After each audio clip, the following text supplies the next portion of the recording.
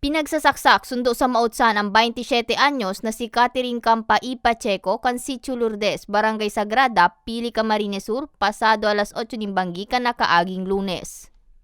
Ang suspect mismong live-in partner man sana kaining si Daniel Ortega, 30 anyos.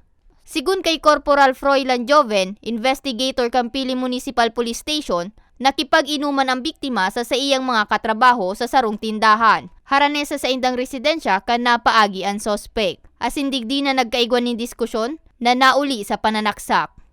Bali may mga eyewitness kami dyan, katrabaho manggiraray.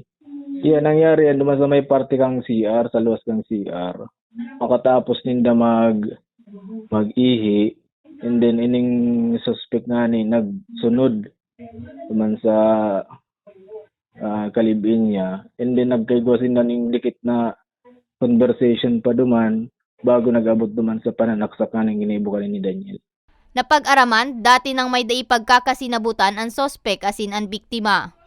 Sa impormasyon, tulos man na suminuko sa PNP ang suspect na nahampango niyan sa kasong murder.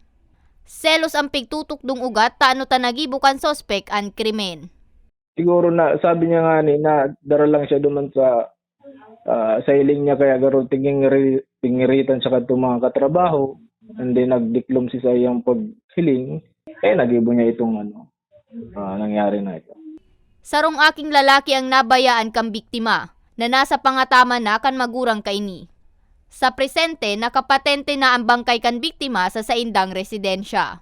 Para sa mga baretang tatak Bicol, May Arango.